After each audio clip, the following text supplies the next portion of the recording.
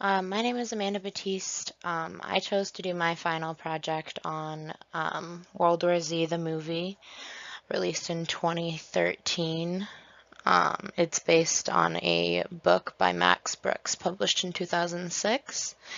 It's sort of post-apocalyptic. Um, there's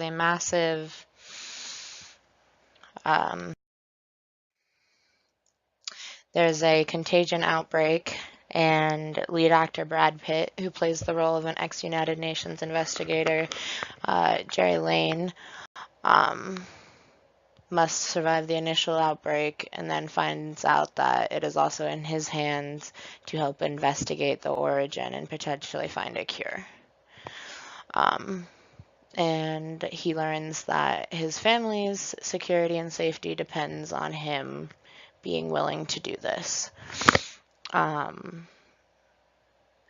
there are a lot of different ethical dilemmas throughout the movie. I think it's important to note that a lot of them are personal and happen directly to Jerry, the main character, but then there are other larger concepts at play as well. Um, yeah. Um, yeah. Huge discussion in the movie, but I think it's important to note that there are a lot of larger ethical dilemmas going on besides just what's happening to the core family. And I will talk more about various things in a little bit. So the search for information. The primary quest of the movie sends Jerry to South Korea, Jerusalem, and then India. During these excursions, he must accept guidance from a political prisoner, mutilate a soldier to save her life, and put his life on the line to save the world. Um, I think that all three of the scenarios, or the larger scenarios he faces in each area that he goes to figure out what started the contagion and what to do next. Like in Korea, he has to choose whether he's going to trust a man who has already betrayed the United States, or not, whether he's going to take this man's word and his information because it is all he has access to and run with it, or if he's going to accept that the man has done wrong and refuse to listen. Luckily, he does end up listening for the sake of humanity, and even though the Korean soldiers tell him that it's going to be a waste of time following the war prisoner's directions, Jerry chooses to travel to Jerusalem.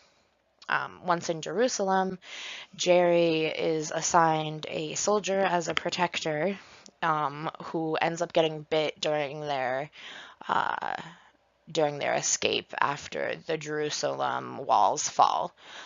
Um,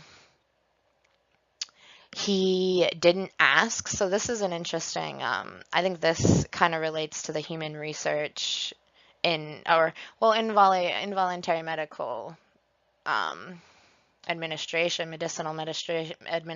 and human research, because he cut off her hand once she was bit, not knowing whether she was going to turn or not. Um, so there's the research part. He was also waiting to see if you could prevent cure by, mutilating by cutting the limb off or wherever off, before the contagion could spread through the bite. And then the involuntary part is that he doesn't give her a chance to react. He just does it as fast as possible.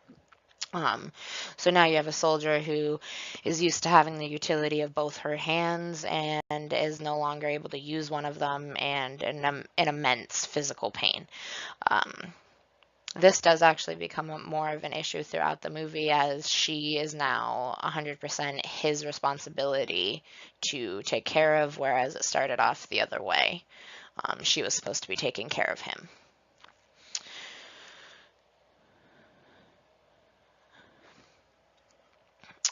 Once they escape Jerusalem, they end up heading to India, where um, where the biggest dilemma, I think, comes, or at least directly for Jerry, comes into play. Um, he is trying to find uh, a specific zone in a laboratory so that he can test a theory that um, being infected with terminal illnesses prevent the zombies from viewing you as food. So they ignore the people who are terminally ill and only attack those who are well. So to test this theory and to figure out if it will work, they have to, a three-person team, including Jerry, infiltrates an infected facility. Um, and he chooses to give his life not once, but twice. Initially, he makes loud banging noises to draw the attention of the zombies directly to him, so that the other people he was traveling with to or in this research center can escape and get out safely. They do, but he ends up stuck in the facility by himself, with a zombie directly outside of where he is trapped. He made it to the correct location, however, and now has access to a bunch of eradicated diseases. I think this part of the movie actually really connects to our vaccination unit, because a lot of people are choosing to not vaccinate these days, and in the movie, it becomes no longer an option. To survive, you must infect yourself or receive a vaccine that will give you a terminal illness to be able to survive the zombie attack. Um, so as much as we feel that today it should be a black and white, um, a black and white discussion where vaccines save lives, so obviously we're going to use them. I think this would be translated even more so into a discussion such as this, where if you chose to not um, do this vaccination route, you are literally signing yourself up for death, pretty much.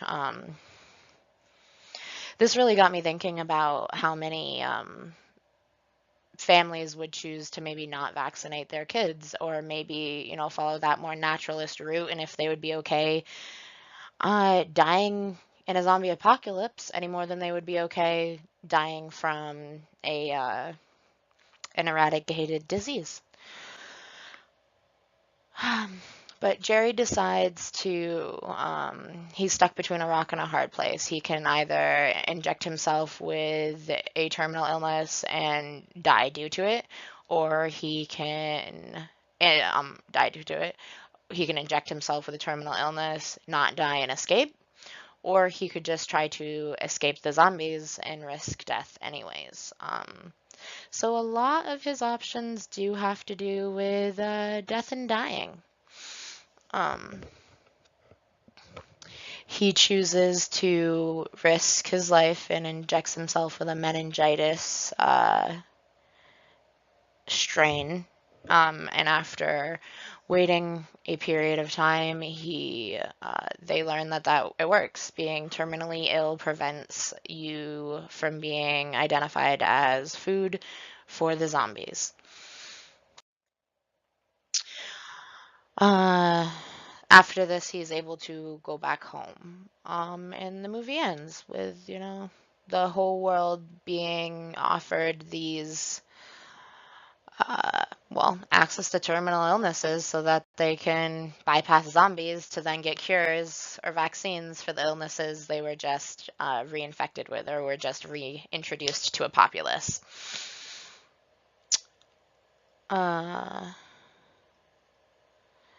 I mean, our last week, the Human Research Week, really plays a role into the vaccination or like the cure aspect of the movie, because They really don't know how reintroducing these illnesses into our populace are going to affect us in the long run. They just know that in this moment, at this time, it is what we have to do to survive.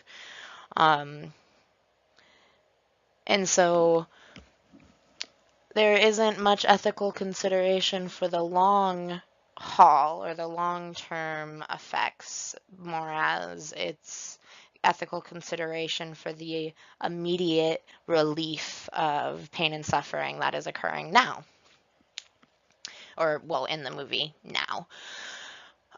So other parts of the movie that I wanted to just kind of analyze or discuss with you guys included this the addict in the pharmacy who gives them albuterol. Even though he was there first and could have just said no and let that be that, he chose to be compassionate. He chose to help out, even though he didn't need to. And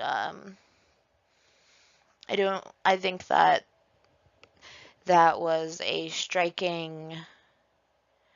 It was a striking incident for the main character since people were robbing each other and hurting each other and already looting.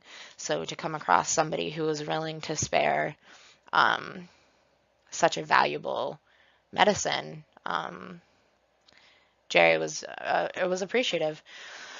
One of the next scenarios is I call stepping up to the ledge. So in this scenario, Jerry is he gets blood into his mouth. He isn't bitten, he isn't scratched, none of that, but he does get infected blood into his mouth. So after reaching the rooftop of a building with his family where they are going to be rescued via helicopter, he runs to the ledge in front of 3 kids and his wife, who is screaming at him to not do whatever he is about to do.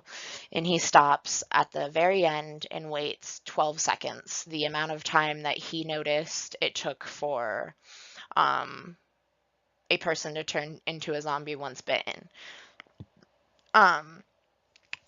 I think that scenario really ties into our unit on the right to die, and in particular, Dax's case. Dax's case, the 3 main components had to do with prognosis and pain, the treatment prognosis, and quality of life, and things along those lines. And so in running up to the ledge before he can potentially become infected and harm those that he loves, Jerry is making the personal decision that he would rather die than become that person. Similar to how Dax lost the opportunity in future that he wanted and therefore also was choosing to die himself. Another scenario was the friend who rescued them from the city and was able to get them to the ship also ended up having to kick the family off of the ship because Jerry goes missing and they lose contact with him, and so his family is no longer considered valuable personnel because they aren't under his protection anymore. He is no longer serving a purpose that they know of because he has disappeared, and so they can no longer stay. I could tell this was interesting from my point of view watching the movie because there was personal ethics at play, that he wanted to help his friends and he wanted to keep his friends family safe, but then there was this larger responsibility where he knew that resources were slim and that people were waiting to get onto that ship who could be of direct use immediately. So he had to choose between helping his friends / family and helping potentially the world. And so he chose to help the world and had to send his friends away and risk their lives. Another scenario or another part of the movie that I found um, that I just think really applies to ethics in general was advice that he received from an official he met with in Jerusalem. This official was explaining as to why Jerusalem knew about the disease beforehand or the contagion spread or outbreak beforehand and didn't warn anyone, but chose to save themselves. Um, the official states that, well, if there are 10 of us and 9 of us, if there are 10 of us to make a decision and 9 of us view the situation one way, it is the 10th person's job to disagree with the other 9. And I think that's a really valuable lesson to just apply to ethics or thinking and tolerance in general, is that, if you notice that everybody is thinking one way or everybody is feeling a certain way, perhaps there is more growth to be had from challenging the norm and challenging the majority than there is from just following suit. And in Jerusalem, that definitely became the case, because instead of, and sort of connects to, this sort of connects back to our week on human experimentation too, in the authority trials, in reference to authority and listening, because that means that Jerusalem's official motto is that someone should always be willing to defy authority. Someone should always be willing to ask the hard questions during those difficult times of, okay, everyone agrees and everyone is doing this, but should I and do I agree?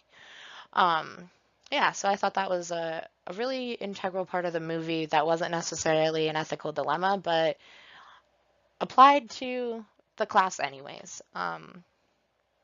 Thank you for listening. Sorry it was long-winded. This is the first time I've ever done anything like this. I messed up on my audio posting earlier. I don't know what happened, but hopefully this works.